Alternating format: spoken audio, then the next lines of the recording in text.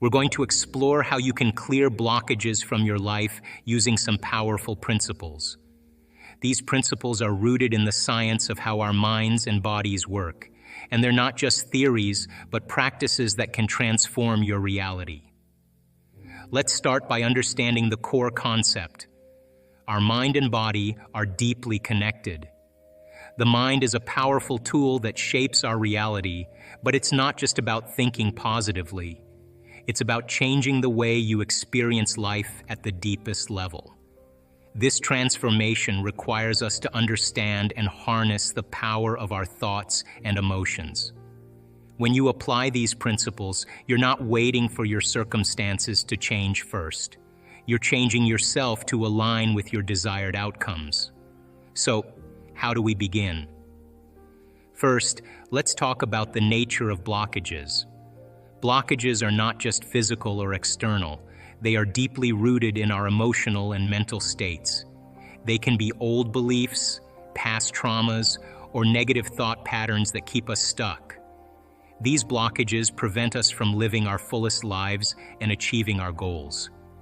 To clear these blockages, we must start with a clear intention. An intention is more than just a wish or a desire. It's a powerful vision of what you want to create in your life. Ask yourself, what would it be like to be free of these blockages? Or, what would it feel like to live without this limitation? When you ask these questions, you're setting a clear intention. You're creating a vision of a future where these blockages are gone. Now let's dive deeper into the process of clearing blockages. The first step is to cultivate a clear vision of what you want. This is crucial because having a clear vision helps you see where you want to go and guides you on how to get there. Let's break it down into simple steps to make this process easier and more effective. Start by imagining what your life would be like without the blockages you currently face. Think about what you want to change and what your ideal life looks like.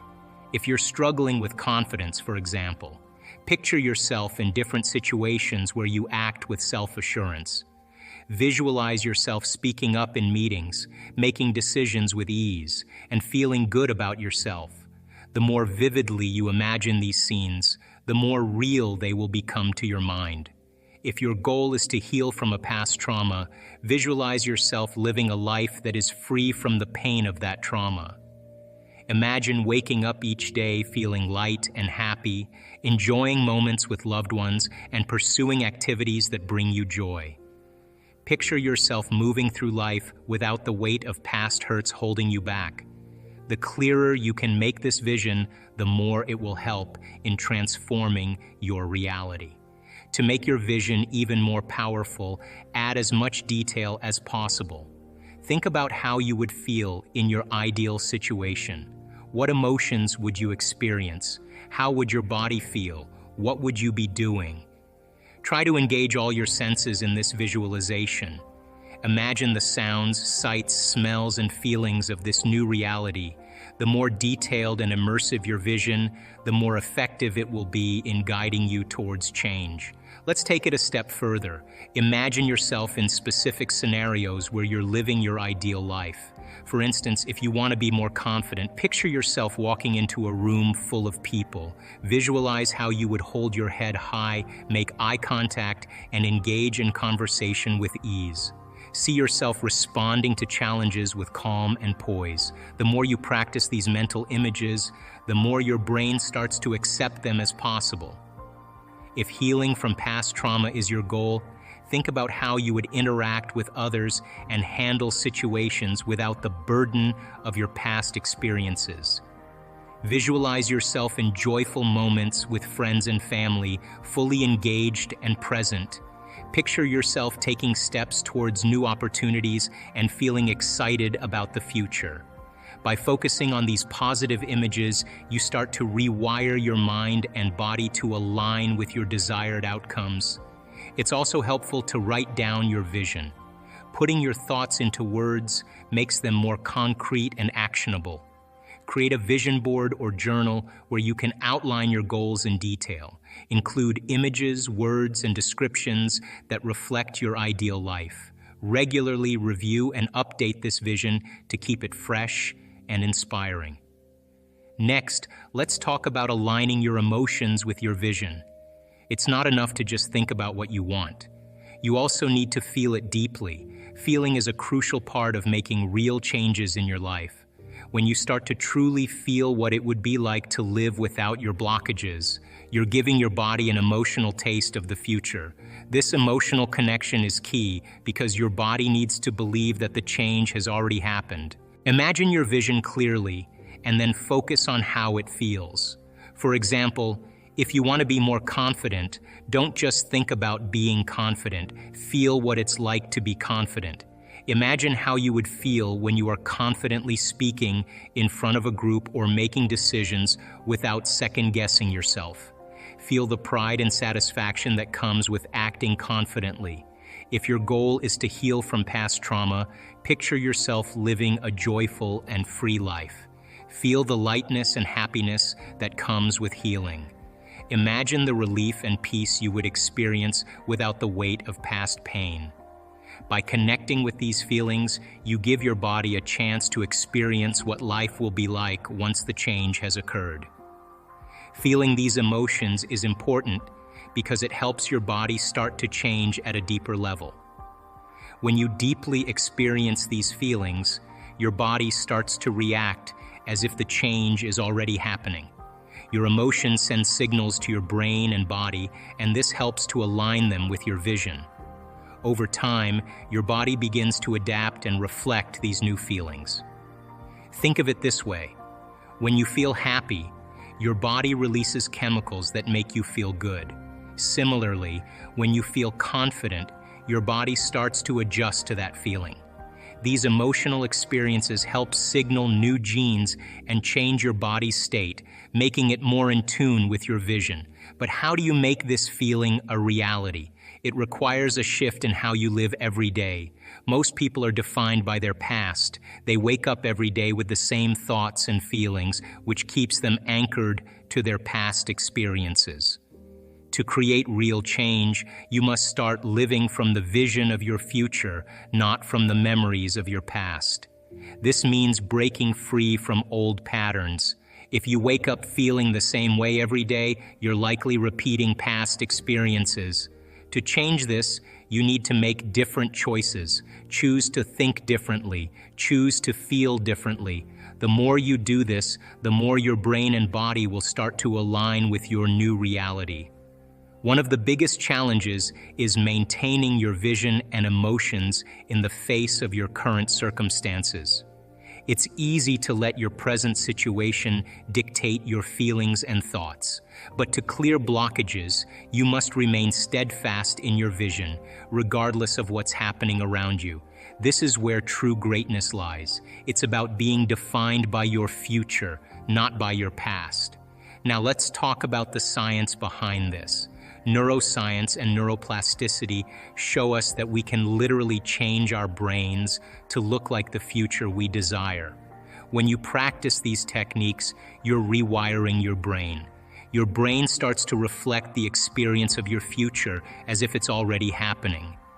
This is powerful because it means your brain and body can begin to prepare for and align with your desired reality. But changing your brain and body takes time and consistency. Just like if you were trying to heal from an illness, it wouldn't happen overnight. You need to continuously work on this process, stay consistent with your practices, and be patient. When you start to notice even small changes, that's a sign you're on the right path. These small changes are like catching a fish. Once you get that initial result, you'll be inspired to keep going with more passion and certainty. To make this practical, let's dive into meditation and how it can help you clear blockages in your life. Meditation is not just a relaxing activity, it's a powerful tool that can help you transform your reality. By practicing meditation, you can go beyond the limits of your current situation and connect with a higher level of consciousness. This higher state of consciousness is where real, lasting change occurs. It's where your mind and body come together to start reprogramming your entire system. When we talk about meditation, we often imagine sitting quietly with our eyes closed. While that's part of it, meditation is much more than that. It's about creating a space where you can go beyond the daily noise and stress and tap into a deeper part of yourself. This deeper part is where you find clarity and insight, and it's essential for clearing blockages that might be holding you back. So, how does meditation help you clear blockages? Let's break it down. Blockages can be anything from negative thoughts and emotions to past traumas or limiting beliefs. These blockages often keep us stuck in our old ways, preventing us from moving forward. Meditation helps by allowing you to step away from these blockages and view them from a different perspective. When you meditate, you are essentially training your mind to focus and relax. This process helps you become more aware of your thoughts and feelings. As you sit quietly and breathe deeply, you start to notice patterns in your thinking. You might see how certain thoughts or feelings are connected to the blockages in your life. By observing them without judgment, you can begin to understand and address them. One of the most important aspects of meditation is learning to get beyond your current reality. What does this mean? It means that during meditation, you can imagine a reality different from your present situation. If you're dealing with a blockage, such as fear or self-doubt, meditation allows you to visualize a future where these issues no longer exist. This visualization helps you start believing that a better reality is possible. In meditation, you're not just dreaming or wishing for change. You're creating a mental image of what you want and feeling it deeply. This process is important because the more real you make this vision feel, the more your mind and body start to accept it. Over time, this new vision begins to influence your actions and decisions, helping you move past the blockages. Meditation also helps in connecting with a higher state of consciousness. This higher state is a place where you are not limited by your daily worries or past experiences. It's like tapping into a source of wisdom and energy that guides you towards positive change. When you're in this state, you can better understand your true self and what you really want in life. In this higher state of consciousness, your mind and body start to work together in harmony. You may experience a feeling of unity where your thoughts and emotions align with your goals. This alignment is crucial for reprogramming your entire system. By consistently practicing meditation, you teach your mind and body to adopt new patterns that support your desired changes. Imagine your mind and body as a team working towards a common goal. When you meditate, you're helping this team focus on a new direction. You're setting clear intentions for what you want to achieve and letting go of old habits and limitations. This focused intention helps create a path for positive changes to occur. When you meditate, aim to get beyond your body and mind. Forget about your daily concerns, your identity, and your past experiences. Instead, focus on being pure consciousness. In this state, you're not limited by your current situation. You're connected to a greater consciousness where transformation is possible. This process of going beyond yourself can help you recondition your body and mind. If you're sick or struggling with a blockage, use meditation to get beyond the physical symptoms. This allows you to instruct your body from a place that's not bound by current limitations. It's like being a conductor of a symphony, guiding your body to harmonize with your vision of the future. The key to clearing blockages is consistency and commitment. You need to practice these techniques regularly and with sincerity. It's not just about doing a meditation once or twice, it's about making it a daily practice. Over time, your brain and body will start to reflect the changes you're working towards, and the blockage love to feed off emotions and feed off energy. And I've seen those too, because when a person finally gets beyond their suffering or whatever, they no longer can host on that person because they're no longer that emotion, that energy any longer. So then all of a sudden the person experiences a tremendous amount of freedom as well. And yeah, of course, now they're setting themselves up for something else. What I do know though, is that our intention really is to connect to the divine. Our intention is to become divine. Our intention is to open our hearts and trust again, to love again. Our intention is to teach our bodies emotionally what our future could feel like, to trade guilt and shame and resentment and jealousy and envy and competition for love. And we practice that in our week-long events. And once this center begins to open up, we're after coherence.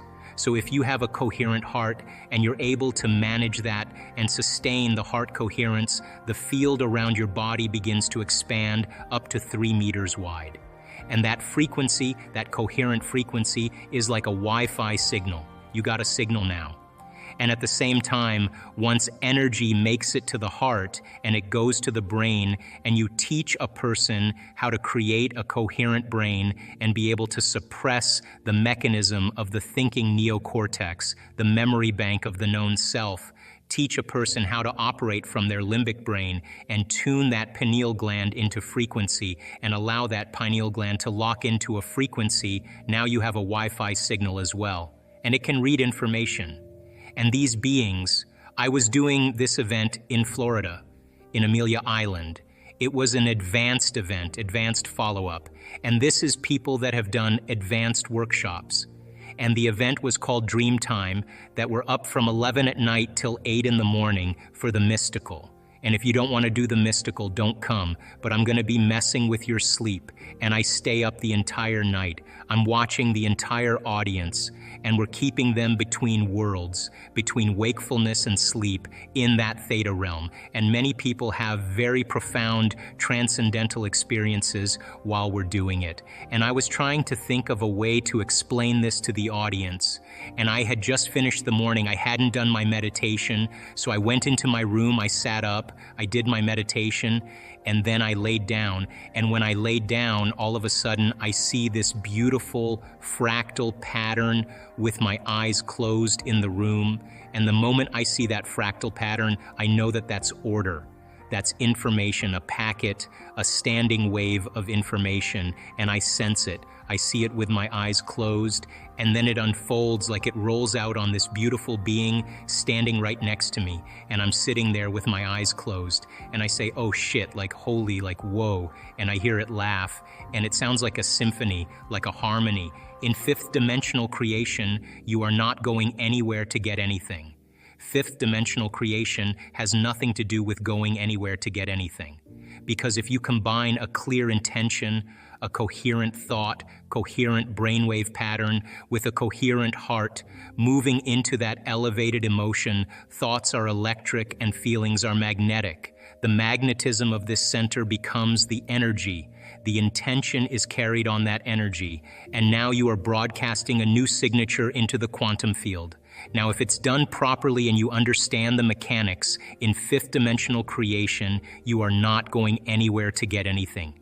You are actually collapsing space and time, and you are drawing the experience to you. You are the vortex, because when there's a vibrational match between your energy and that potential that exists in the quantum field by tuning a radio dial, when you lock into that frequency, if you keep revisiting that energetic signature over again every single day, then you don't have to go anywhere and get it. The new job finds you. The new house actually finds you. The new relationship finds you because you are the vortex that's drawing the experience to you. My definition of creation is when I forget about me. I become nobody, no one, no thing, nowhere, and no time.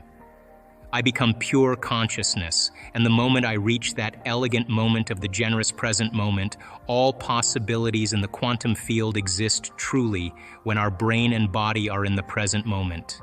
Getting there is the work. So then, most people then create reality from what we call three-dimensional creation. Now, when you teach people how to take their attention off of matter, off of objects, off of a particle, and sense energy and sense space and pay attention to nothing, the moment they begin to open their focus, all of a sudden, their brain waves begin to change from beta to alpha.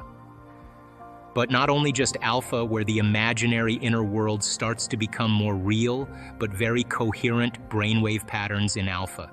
So when you're under stress, you're trying to control that person, that thing that you're experiencing, your attention is shifting from one thing to the next, Turns out that each one of those things has a neurological network in the brain assigned to it because we've experienced it. So as you try to control all these things and your attention is shifting, you measure the brain. There's no coherency. The brain is very incoherent. Why is it important to have coherency? Well, because the moment you open your focus and the brain begins to acclimate, different compartments of the brain begin to unify. They begin to synchronize. And what syncs in the brain links in the brain. So when your brain is coherent, you're coherent. When your brain is incoherent, you are incoherent. The person, the maverick, who's willing to step out into the unknown, that unknown is the perfect place to create from, because only in the unknown can you create something new. And if you and I can become comfortable in that unknown place, then the best way to predict the future is to create it from that unknown place. Now, when people start crossing the river of change from the old self to the new self, because they're no longer thinking, acting, and feeling in the same way, there is literally a biological, a neurological, a genetic, a chemical death of the old self. And this dark night of the soul, this unfamiliar place, is the true value, the true step towards developing a new self. So then if we're leaving the old and we are creating the new, then the next most important question is, well, if I'm going to create a new self, what thoughts do I want to think? What behaviors can I plan? And as you begin to image and rehearse a new way of being, you are changing your brain and body neurologically and biologically. That's the neuroscientific model of mental rehearsal. Most of our thoughts and feelings come from our past experiences. They come from our memories. In fact, your brain is organized to reflect everything you know in your life. Your brain is a record of all the things you've learned and experienced to date. It's an artifact. And when you have an experience, when you're in the midst of an experience, all of your five senses plug you into the external environment. And as your brain is processing all of this vital sensory data, all of that information rushes back to the brain. And when it reaches the brain, it causes jungles of neurons to organize themselves into networks, to string into patterns, to reflect their interaction with their external environment. The moment those neurons organize into patterns, the brain makes a chemical, and that chemical is called a feeling or an emotion. And so experiences tend to create more long-term memories because it patterns or stamps or embosses networks of neurons into very specific patterns. And then the emotional quotient helps us to remember the event. So we learn something new intellectually. We also cause networks of neurons to form. I mean, the Nobel Prize laureate Kandel in the year 2000 found that when people learn just one bit of information, they doubled the number of connections in their brain from 300 connections to 2,600 connections. So if they didn't review that information or repeat it, the connections pruned apart. So we know then that learning semantic information begins to organize circuitry in the brain, and experiences enrich the brain. The end product of experience, of course, is the emotion, and it causes us to feel certain ways. You can remember where you were on 9/11. You can tell me who you were with, what time of day it was, what you were doing, because whatever you were seeing in that moment or hearing in that moment changed how you were feeling. And the moment you felt altered or you felt differently, significantly, your brain perked up and you paid attention to whatever caused that. And that event in and of itself is called a memory. So then most of our thoughts and feelings tend to be within the neural circuitry of the past and the emotions of the past chemically. So if you take a thought, thoughts are the language of the brain, and feelings are the language of the body, and how you think and how you feel creates a state of being. So if you combine a thought and a feeling, a thought and a feeling, a thought and a feeling, and you have a series of good thoughts that are connected to a series of good feelings, that cycle of thinking and feeling creates what's called an attitude. If you have a series of negative thoughts that are connected to some pretty bad feelings, you'll say you have a pretty bad attitude today. So if how you think and how you feel creates a state of being, your attitudes are just shortened states of being. You feel good in the morning, you feel bad in the afternoon. If you take an attitude, an attitude, an attitude, and you begin to string attitudes together, when you combine an attitude, an attitude, an attitude, you start to form what's called beliefs. Now, a belief is just a thought you keep thinking over and over again until you hardwire it in your brain. And because beliefs are based on past experiences, the very boundaries of our beliefs are how we feel. And so when our beliefs get challenged, it typically doesn't feel right.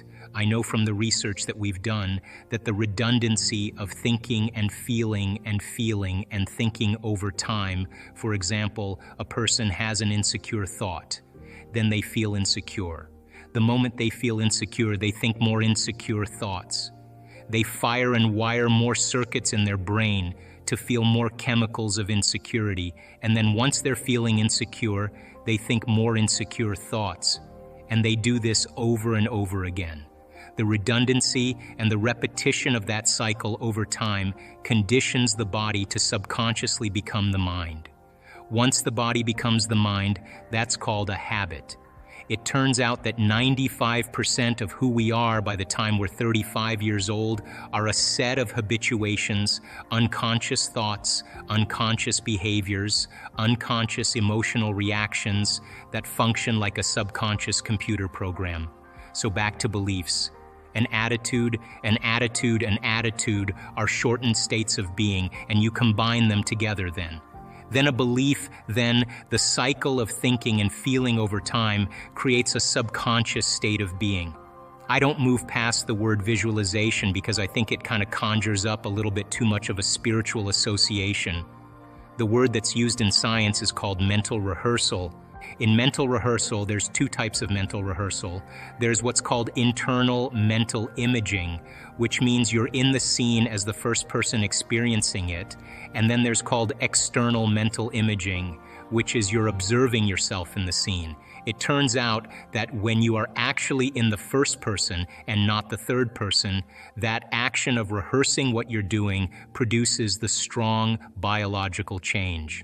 Now let's talk about this. You can take a group of people that have never played the piano before, and you can do a functional brain scan on them, and then you can teach them one-handed scales and chords, and they'll practice those chords 2 hours a day for 5 days. At the end of 5 days, they grow a whole new set of circuits on the opposite side of the brain. Well, that makes sense. You learn something new. Learning is making new synaptic connections. You get your body involved with some instruction. When you get your body involved, you're going to have a new experience. Experience enriches the brain. You pay attention to what you're doing. You've got to pay attention. You have to stay present. And if you repeat it over and over again, firing and wiring, you assemble new networks of neurons equal to your experience. Nothing new there, but you can take a group of people and you can have them close their eyes to a brain scan on them before the experiment. 5 days later, do a brain scan after. And for 2 hours a day, they mentally rehearse playing those scales and chords. At the end of 5 days, they grow the same amount of circuits in their brain as the people actually physically doing the exercise. So what's the relevance? Number one, when you're truly focused and you're truly paying attention, your brain does not know the difference between what's going on out there and what's going on in here. So the thought becomes the experience, and the brain looks like it's been playing the piano for the last 5 days, but they never lifted a finger. Now, from a biological standpoint, our brains are a record of the past. They're an artifact of everything we've learned and experienced to this moment. When we prime the brain to change its circuitry before the experience, now the brain is no longer a record of the past. It's now a map to the future. And so as we warm up those brain circuits, it's more easy for us to slip into a supernatural behavior. If you take those people and you set them from the piano, and they've never played the piano before, but they've been mentally rehearsing for the last 5 days, they'll play those scales and chords. Like magic, they just learned how to do it just by changing their internal state, Take a group of men, you can have them close their eyes, and for an hour a day mentally rehearse doing bicep curls over and over again, and they add an emotional component called harder, stronger, more intense, and they put themselves in that first-person internal mental image. At the end of 2 weeks, they have a 13.5 increase in muscle strength, and they've never performed the activity. Not only is the brain changed to look like the experience has already occurred, now the body has changed by thought alone. The body looks like it's been working out for the last 2 weeks, so then the power of mental rehearsal, of imaging, primes the brain and body to look like the future has already occurred. And when you set the extent of your limit, and you can image what you can do even further than what's normal, then you are stepping into the unknown. And of course, then your body is going to follow your mind because the experience has already happened. You know, the challenge behind all of this is that people have to understand that there is a journey that they have to take. In other words, 95% of who we are by the time we're 35 years old is a set of memorized behaviors, emotional reactions, beliefs, perceptions, attitudes, behaviors that function like a subconscious computer program. 95% of who we are is a habit, and it's programmed in the body to keep doing something so many times, the body knows now how to do it better than your brain. So if that's 95% of who we are, the body becomes the mind, and most of the time, people are unconscious.